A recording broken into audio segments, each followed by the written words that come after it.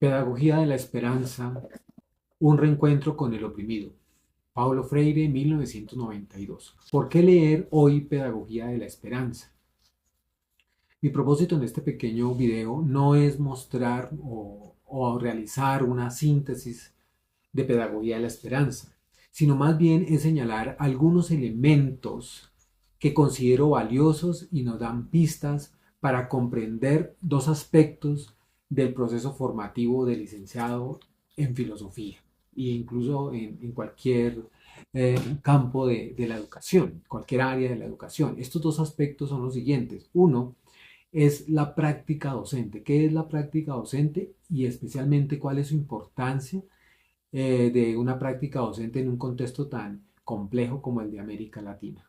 Y dos, es quién es el docente, quién es el pedagogo, la pedagoga, o qué rasgos fundamentales debe tener el pedagogo, la pedagoga. He ahí también en estos dos aspectos la actualidad de un texto que se escribió ya hace más de tres décadas. Los elementos los voy a enunciar de manera muy rápida y quizás me detenga eh, con mayor énfasis o haga mayor énfasis en alguno de ellos. El primero es la coherencia. La coherencia como un valor importante en el campo educativo y en especial, digamos, en la labor pedagógica, en la práctica pedagógica. Freire nos da no solamente en el texto, nos da ejemplos, sino que su vida misma es una muestra de coherencia. En el texto, en Pedagogía de la Esperanza, podemos ver cómo las críticas que le hicieron corrientes feministas a sus obras iniciales, como por ejemplo Pedagogía del Oprimido, él no solamente reconoce esas críticas, sino que las acoge y de alguna manera las proyecta y reconoce abiertamente cómo estos movimientos feministas encarnan también la lucha por la emancipación en distintos escenarios de la vida humana, tanto públicos como privados. El otro elemento que podríamos reconocer la coherencia es su lucha, eso especialmente ya a finales de su vida, por no alimentar su imagen como mito. Un ejemplo de ello es no participar en eventos protocolarios donde quizás se lucrara más algunos sectores que fácilmente pueden ser argumentados como opresores y que desfavorecen y desconocen las luchas por la emancipación de los oprimidos. El segundo elemento es el silencio activo.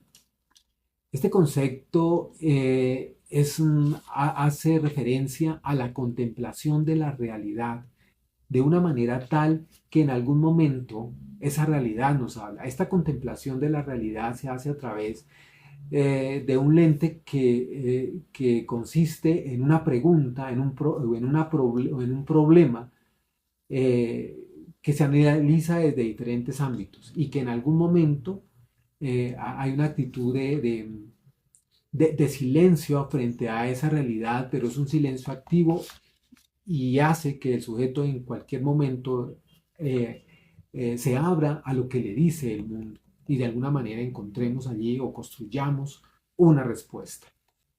Hace referencia también el concepto del silencio activo a construir con otros y con otras. El tercer elemento es la crítica aguda al autoritarismo.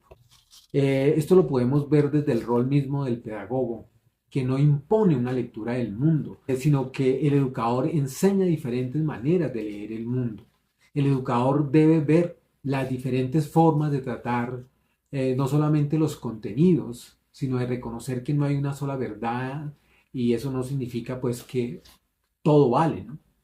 El cuarto elemento es la neutralidad en el campo pedagógico, o mejor dicho, la imposibilidad de la neutralidad en la práctica docente. Freire nos indica una opción clara por las personas y las comunidades oprimidas y marginadas. El quinto elemento es la pedagogía como un acto político.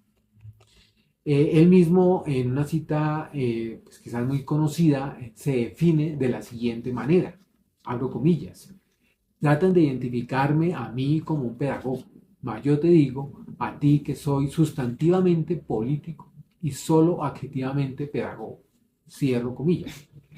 Con lo cual alude a su compromiso ético e histórico, no solamente de él, sino de todos los que encarnan estas luchas por la emancipación, todos los sectores populares en resistencia y en búsqueda de mejores condiciones de existencia.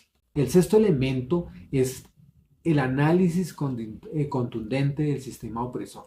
Y ya no como quizás lo hacía en sus primeras obras, en una relación como muy binaria entre clase opresora y clase oprimida, sino a que aquí en Pedagogía de la Esperanza de alguna manera nos vislumbra las nuevas y complejas formas de opresión, en la que tiene palabras fuertes contra los opresores y sus sistemas de explotación, y por supuesto unas palabras pues inspiradoras, comprometidas con los sectores en lucha, con los sectores marginados, con los sectores oprimidos. El séptimo elemento, aquí me voy a detener quizás un poquito más, es justamente el concepto de esperanza. ¿Cómo entender la esperanza? ¿A qué se refiere Paulo con pedagogía de la esperanza? Eh, y, y comienza, o una manera de comprender es cuando comienza a hablarnos de la desvergüenza generalizada que hay en el Brasil y que podemos relacionarla en el contexto amplio latinoamericano sobre prácticas de corrupción de todo tipo. Y justo ahí acontece algo que nos indica la esperanza, y como él mismo la define, como una necesidad ontológica de resistencia, ¿sí? Un imperativo existencial histórico, es decir, no podríamos vivir sin esperanza justamente por las dificultades tan difíciles que plantean, digamos, los sectores que toman las decisiones económicas, políticas, y que afectan la vida en general de las personas. De ahí la importancia de educar en la esperanza, ¿sí? Porque podemos fácilmente caer en la desesperanza, ¿sí? En el pesimismo y en el fatalismo. Y cuando se llegan a estos extremos,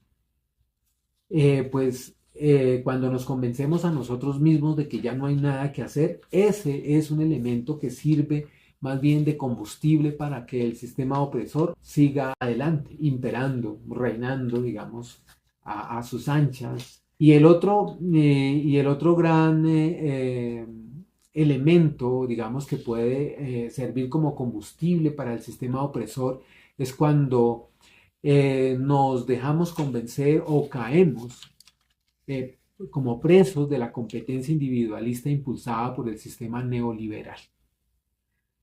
Eso nada menos y nada más lleva a que las personas pues exploten a sí mismas, es decir, ya no necesitan del opresor externo, sino como, entre comillas, son los jefes de sí mismos, eh, pues luchan desesperadamente por alcanzar de manera individual, egoísta, eh, la promesa capitalista, promesa que de antemano está reservada para pocas manos, para unos grupos privilegiados.